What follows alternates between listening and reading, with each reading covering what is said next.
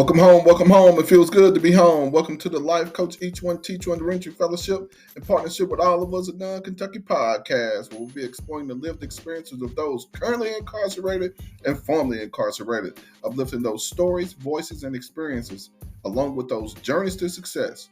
So get relaxed and join us as we uplift those voices. I am your host, Savvy Shabazz. Welcome back. Welcome back. This is a special episode.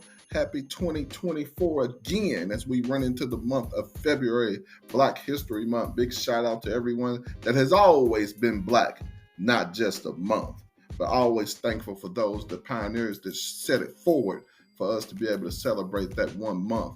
As we all know, we're all Black and we're going to celebrate this every day that we wake up.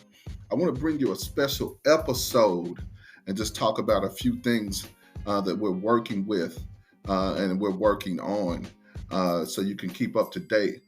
First and most, I want to say a big shout out to all of the listeners and supporters. You all have been great. I have looked at the data. I have looked at the analytics. This is just a wonderful opportunity. I just want to say thank you and a big applause to all of you that continue to support this podcast and uplifting those voices of individuals that are coming home from incarceration and celebrating the successful stories of coming back home from incarceration. So we're working on a few things. We're building out a new, I want to announce a new LLC, Savvy Shabazz Solutions, S3 Solutions. And what that's going to look like, we're going to be focused on a lot of reentry consulting, working with organizations on how to work with individuals just like myself. I'm a formerly incarcerated person, but not just knowing how to hire us, but knowing how to keep us employed and how to work with us while we're on the work site, right? Reentry coaching, that's going to be another thing that we work on a lot too. We got a campaign. We launched that campaign, involuntary servitude, removing that slavery clause from the Constitution.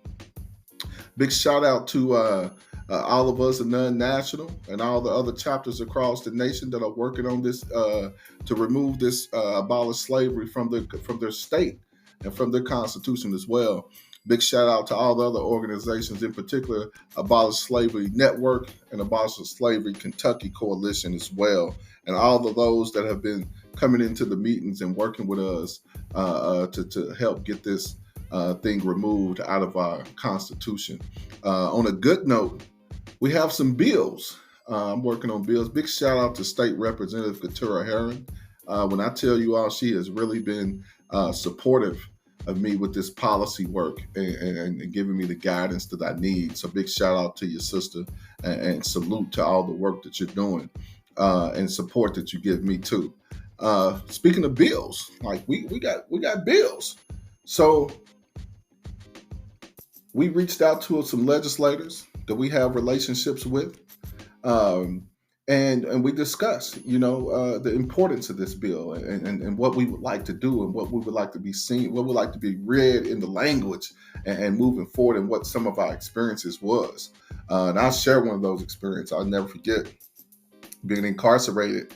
And I was working at the Salvation Army here in Louisville, Kentucky. And I remember listening to some of the people that was like permanent workers there. And they had just got like a $3.3 million grant to do the demolition and reconstruction work from their old place to the new male high school. And I was one of the guys that they were bringing out of the halfway house to do that work. And they paid me 63 cents a day to do that work. And that's just an example of what we're looking at when we're talking about abolish slavery and removing it out of the Constitution, not just scratching it out of the Constitution and removing it, but also holding people and organizations and institutions accountable to make sure that this involuntary servitude is stopped in the state of Kentucky. Big shout out to House Bill 295. Big shout out to Senate Bill 117. We call these companion bills. There's one in the House and there's one in the Senate. Like This doesn't happen a lot, so that's a plus. We're going to move forward. We're going to continue. We have a date set where we'll be speaking in front of City Council here to make sure that the city of Louisville is on board. We're removing that slavery clause out of the Constitution. And if you all are not familiar with that, please go to the Constitution and look up Section 25. And I'm paraphrasing. It states that if you have been duly convicted of a crime, you are bound to involuntary servitude, which is slavery. That's paraphrasing. Please take the time and go look it up yourself. We're in an age of technology. You can just type it in and just look it up. We're on a mission for PICS. For you all that don't know, PICS, post-incarceration syndrome, right? So just going around the city and around the state, just bringing the awareness, bringing people and organizations the awareness that they need to know about some of the things that we deal with when we come home from incarceration with post-incarceration syndrome. I tell people all the time, use myself as an example again. Why not? I'm the expert in the space, and I just want to take the time to share like what that is, right? Anxiety from being incarcerated. You recognize triggers from being incarcerated. That's why I tell people all the time. I work on when consulting organizations to make sure that you ask people to do things. And you stray away from telling people to do things. I was told what to do for 5.5 years. When to cut my TV on and off, when I could use the restroom, when I could shower, when I could go eat, when I could rec, when I could use the phone. So we're kind of accustomed to that, right? And it can lead to a trigger, very uncomfortable trigger. So just want to bring that awareness to individuals and just let people know that PICS is real, post-incarceration syndrome. It is real, and people are actually suffering. And big shout out to all the other organizations across the nation that are doing great work in research and whatnot, and just bringing that awareness to their communities and to the families and to those individuals that actually suffer from PICS. I tell people all the time, I don't have a microwave in my house. And since I've been released, I've had 3, maybe 4 different places, and I've never used a microwave. Ask yourself, I wonder why. From laying in those dorms, especially an open dorm, you consistently hear that beeping noise from a microwave, that clicking from the door going open to close, the beeping noise when you're typing in the minutes, and then you have the actual smell and taste of the food from a microwave. That's a trigger for me. So I don't buy a microwave. I don't have one in my house. The last time I did, it was a furnished apartment, and I actually unplugged it and put it under the sink.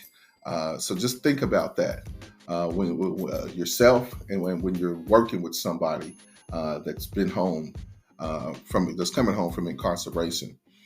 Big shout out to the voting rights campaign that we launched 2 years ago, where we decided to go inside of the local jails, the local jail here in Louisville Metro Detention Center, and they was very open to letting us come in and register, not only register, but check people's status to vote, eligible people, their status, their voting status, and register them to vote, but also share some voter engagement and education.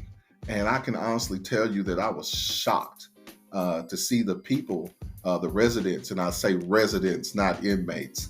You see how we use that language and use people first language first. And I was shocked because people really knew some of this stuff about legislation. So we gave them the education and the engagement part. And we checked their status, and we registered people in 2022 and 2023. We're looking forward to that again this year, doing the primary and the general election as well, because we got a big election coming up again this year. Big shout out to all the organizations last year that came together and got people to the polls and got people registered to vote.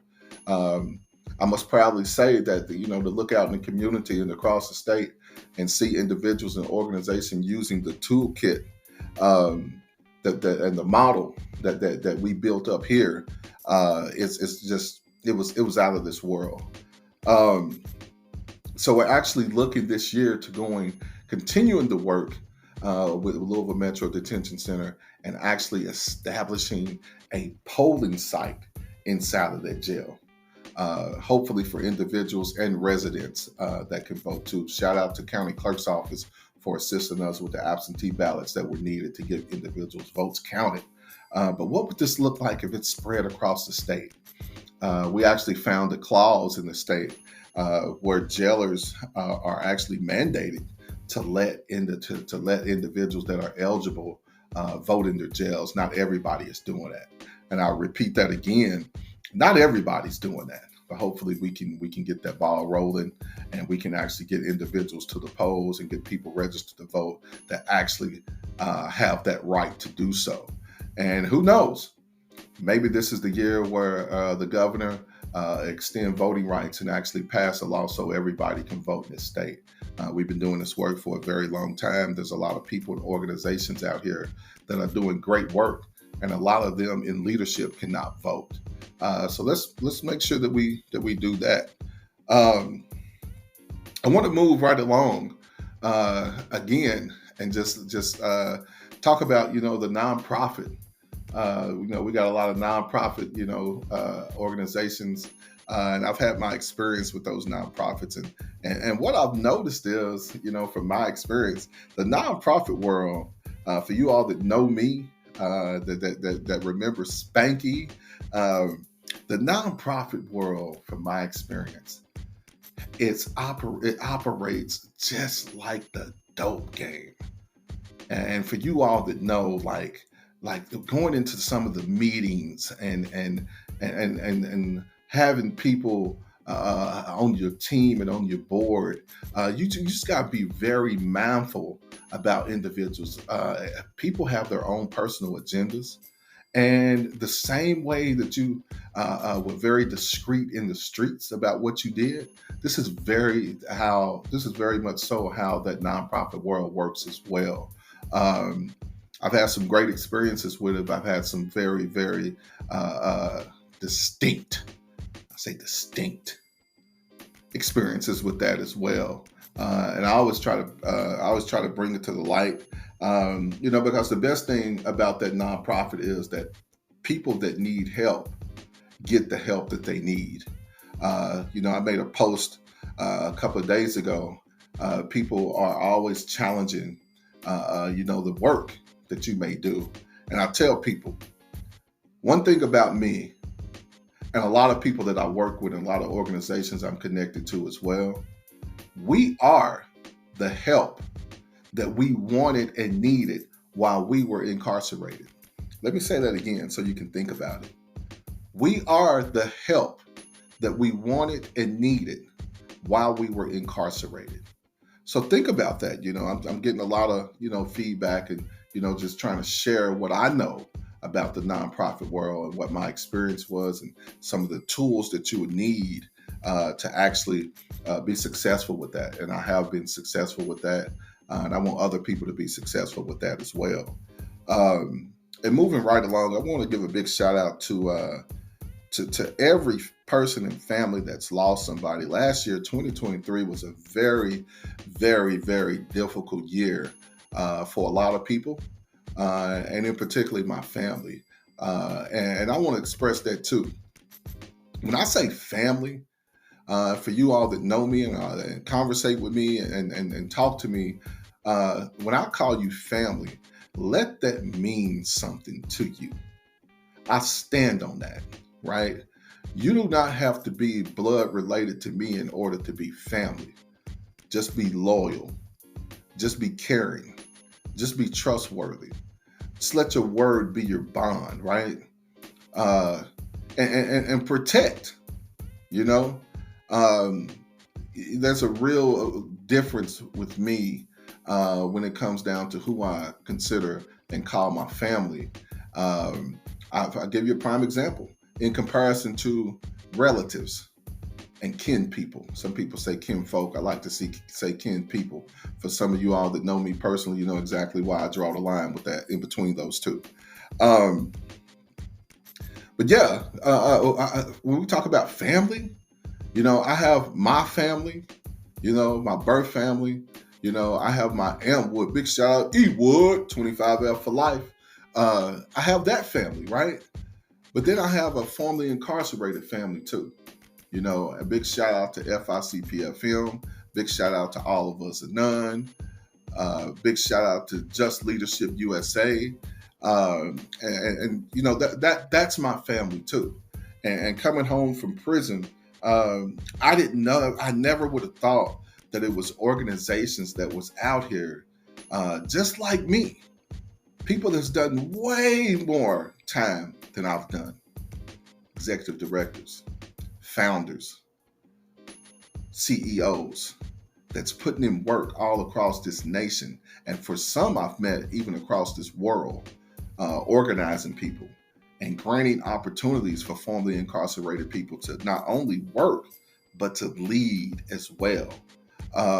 It's just a beautiful thing. So big shout out to my family. But back to the grief. Last year was a real tough year.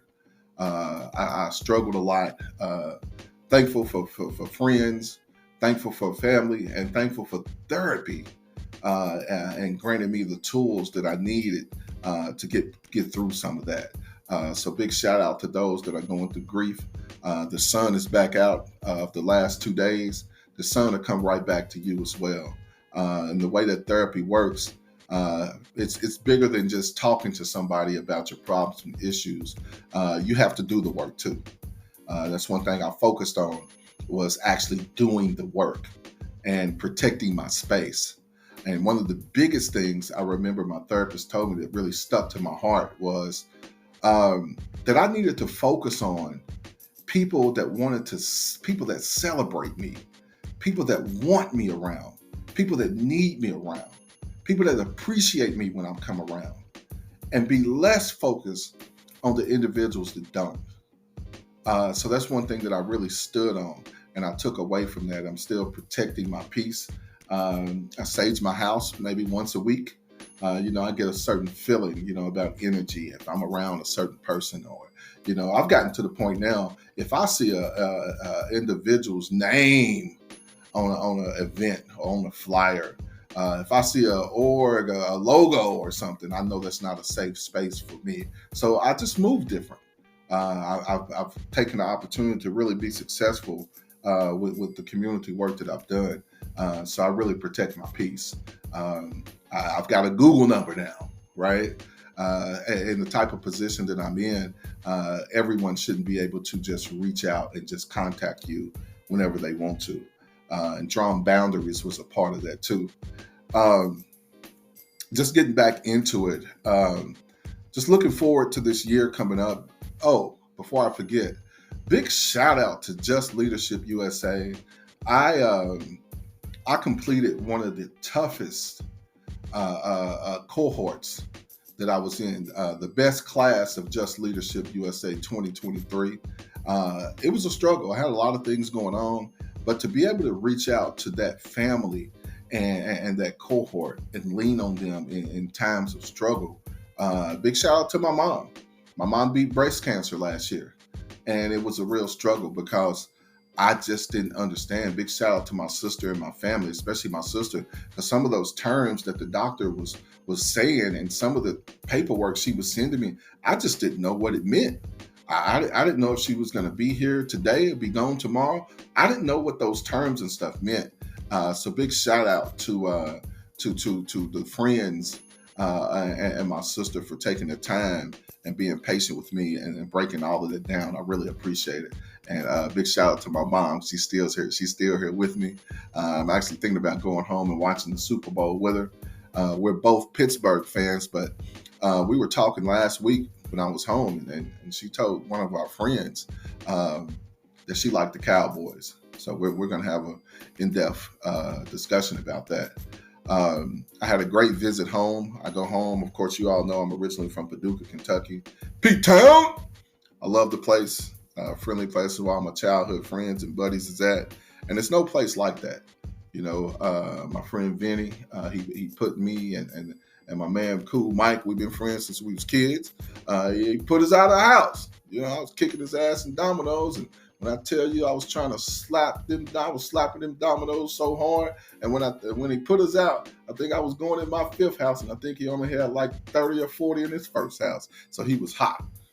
So he put us out, and I thought that was awfully funny, that he did that. It was hilarious. For those of you that know him, you know that he has a good heart, but he's a clown. He's going to have you laughing all day. So yeah, I just wanted to get to that and let people know how important it is to continue to do the work that you're doing. You don't go unnoticed. It doesn't go unnoticed. And a lot of times the work that you're doing in your communities, it's not going to have a price tag on it. You just got to do it, right? And that's going to be a struggle for a lot of us out here. Self-care is a big thing, and that's one thing that I learned from being in these organizations nationally, is they really big on self-care. And that was one of the biggest things that I remember FICPFM actually gave me was they gave me the opportunity to take 10 free of cost therapy sessions. And it was out of an organization out of New York, Rebuild. And I remember connecting with a guy by the name of Rodrigue, really stand-up guy. And I found out that a lot of their therapists and service providers are formerly incarcerated people. So think about that. And let's take care of ourselves. Learn what grounded means and what it means to go outside with no shoes on and be grounded, right? And then a lot of people are also asking me about that salt cave, and I'm scheduled to go to the salt cave this Sunday. I haven't been in over a month. I wanted to just take the opportunity and give you some of me that you may not know about, and get that out to you on this podcast. And again, I can't appreciate and say thank you enough to all of the listeners, all the supporters with this podcast. We're really looking to expand. We in the beginning, we wanted to focus on just the people in Kentucky, right? Louisville and the people I know all across the state, and especially in my hometown, Paducah. But this year we're opening it up more to that network. And people say all the time, I say all the time, your network is your net worth. And let me give credit to Brother Aubrey Clemens, because he was the first person I ever heard say that in a meeting, that your network is your net worth. So stand on that, and for the individuals I'm hearing that's coming home, I've gotten some phone calls from some of them guys and some of them sisters. Welcome home. Thank you for joining the Life Coach Each One Teach One Reentry Fellowship in partnership with All of Us in Non-Kentucky podcast. Welcome home. But we have again explored the lived experience of incarceration from the expert and experts of formerly incarcerated people and directly impacted people. Join us every week for an episode of Welcome Home. You can contact us at lifecoacheachone.org for more information. Big shout out and thank you to all the supporters, all the listeners. You are appreciated. And remember, no one rises to low expectations. Until next time, I'm your host, Savvy Shabazz.